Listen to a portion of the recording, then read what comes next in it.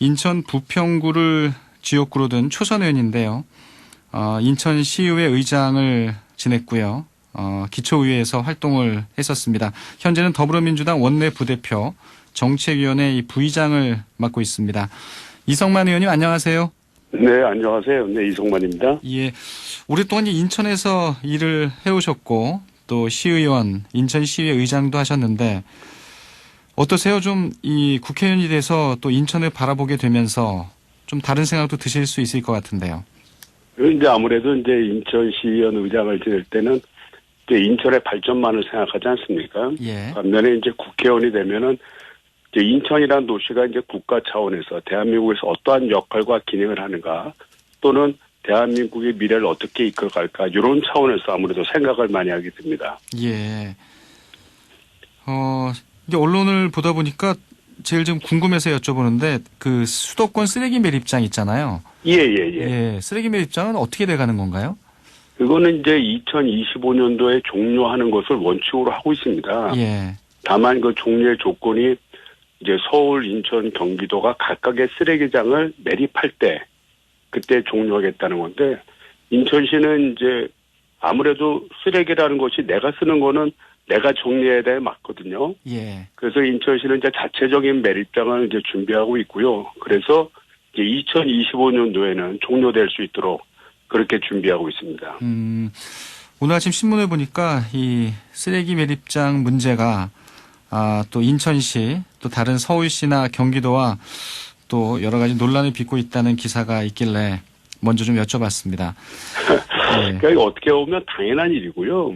그러니까 유럽 같은 경우에는 사실은 그 동네에서 발생하는 쓰레기는 이 소각 등을 통해서 자체적으로 해결하는 걸 원칙으로 합니다. 예. 그래서 전 세계에서 쓰레기를 직매립하는 나라는 사실 그렇게 많지가 않아요. 그런데 쓰레기 매립장 자체는 현재 직매립을 하고 있고요. 예. 환경부에서도 이 문제를 인지를 하고 앞으로는 소각된 재만을 매립하도록 그렇게 좀 입법을 하고 있는 상황입니다.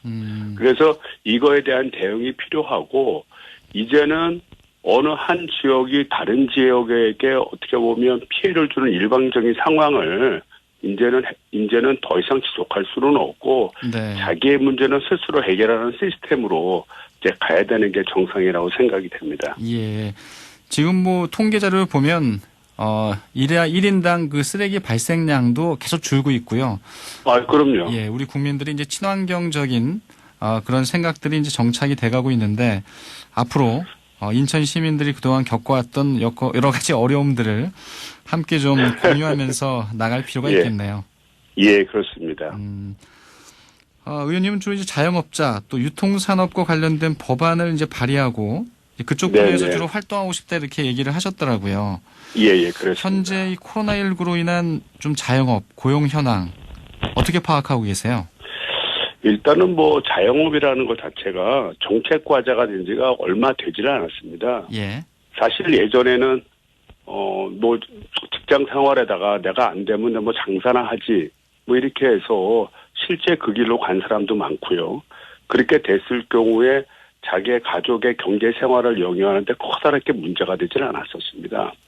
근데 이제 2010년도 그러니까 IMF 지나고 나서 급격하게 자영업 숫자가 늘고 그러면서 2010년도부터는 어떻게 보면 자영업에 종사하는 사람의 경제적인 활동 문제가 우리 경제적으로 큰 영향을 주는 그런 상황이 돼서 정책 과제로 최근에 많이 대두가 된 것입니다. 네. 그래서 자영업이라고 하는 자체적인 어떤 그걸 가지고 통계를 뽑거나 이러진 않아요. 국가적으로 볼 때는. 그러니까 산업별로 뭐 1차 산업, 2차 산업, 3차 산업 이렇게 해서 산업별로 뽑지 자영업이라고 하는 자기 개인 하는 영업종을 가지고 통계를 뽑지는 않지만 저희들이 이제 앞으로는 자영업에 가지는 중요성이 굉장히 크기 때문에 이제 통계를 뽑아야 된다 이렇게 주장하고 있고요. 다만 참고적으로 보면 그 한국은행이 이제 발표한 그 산업별 대출금이 있습니다. 그 대출금 기준을 보니까 법인하고 비법인 기업 간에 이제 구별을 했는데 비법인이 주로 이제 개인 사업자들 아니겠습니까? 그렇죠. 그러니까 자영업자들이 많을 거라고 예상이 되는데 이 3, 4분기에 전년 동기에 비해서 2배가 훨씬 넘었어요. 그러니까 작년에는 한 15조 2천억 정도가 대출이 있었는데 예. 올해 같은 경우에는 37조 9천억으로 늘어났습니다. 2배 이상 되네요. 그렇죠. 2배 이상이 되어서 내가 자영업의 환경이 그만큼 어려워졌다 이렇게 볼 수 있고요. 네. 아무래도 이런 경제적인 환경이 어려워지게 되면은 고용의 숫자를 줄일 수밖에 없지 않습니까? 네. 그러다 보니까 저희들이 이제 고용의 감소 폭이 상당히 있을 것으로 이제 예상이 됩니다. 그래서 자영업 같은 경우에는 이 직업 간 대체 가능성이 상당히 높은 직업입니다. 그러니까 제조업 같은 경우에는 직장을 그걸 떠나게 되면 본인이 가졌던 일을 동시에 하기는 쉽지가 않지만 이 자영업 같은 경우에는 다른 직종을 하다가도 자영업 쪽에 진입하기가 상당히 편한 편이거든요. 그렇죠.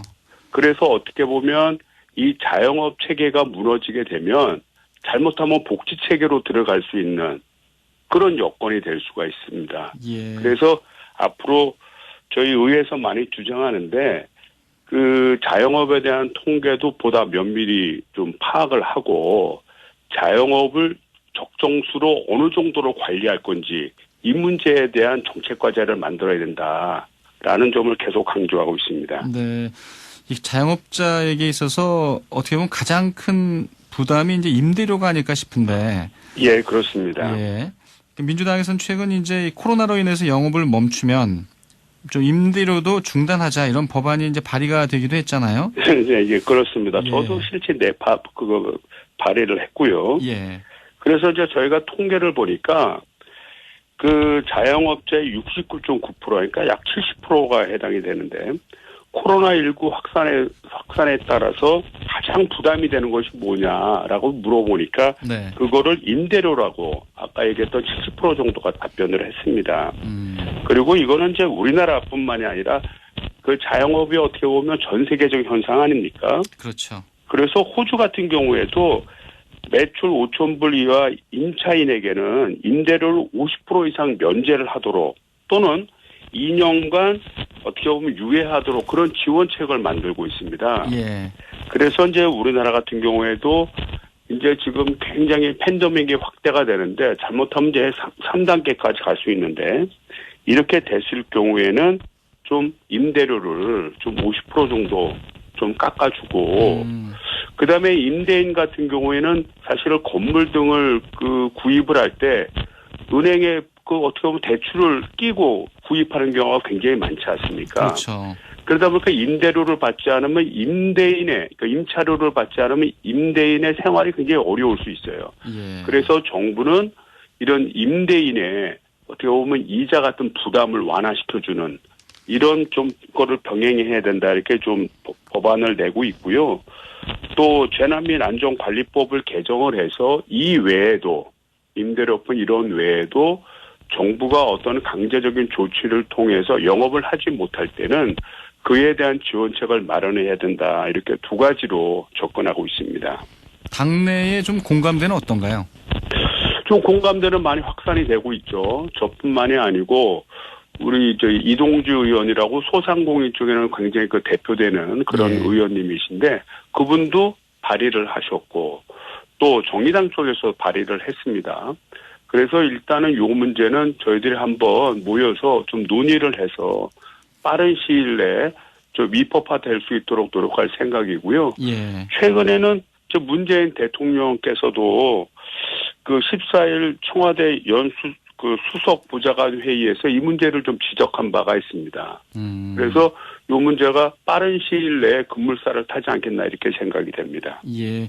지금 얘기를 이제 하셨지만 이제 3단계로 격상됐을 때에 이제 임대료 부담을 좀 줄여주고 예. 또 이 임대인들의 또 어려움도 생각해서 또 이자율도 좀 낮춰주고 뭐 이런 법안인데 그럼 지금 이 법의 이 검토와 함께 지금 상황은 어떻게 3단계 격상의 시점이라고 보시나요? 어떠세요? 코로나19 네, 상황. 저는 이제 아무래도 이 감염병 전문가가 아니라서 뭐라고 말할 수는 없지만 예.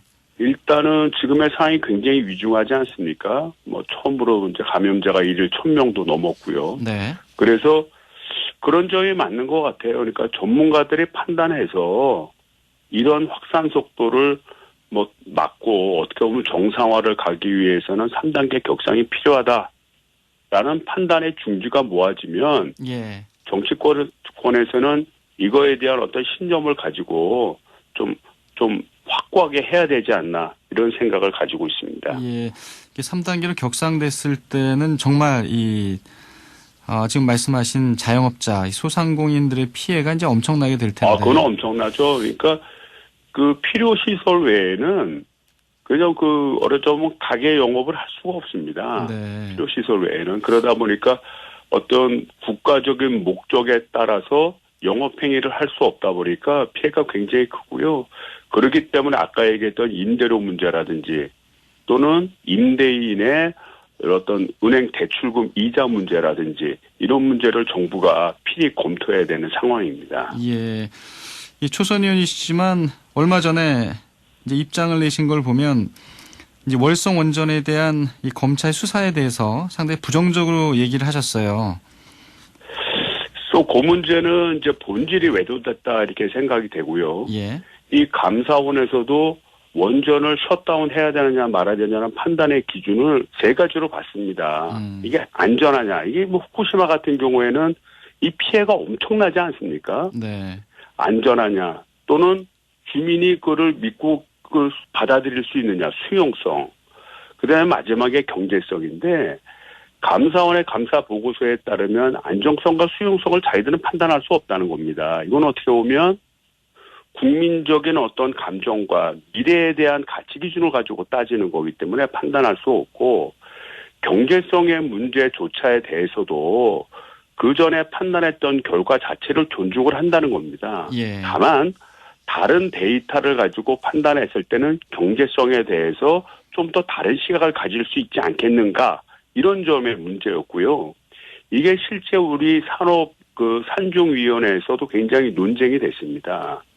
그래서 저희들이 파악해 본 결과에 의하면 고리 1호기가 기왕에 폐쇄가 됐는데 이 폐쇄가 됐을 때 상당히 경제성이 있었습니다. 예.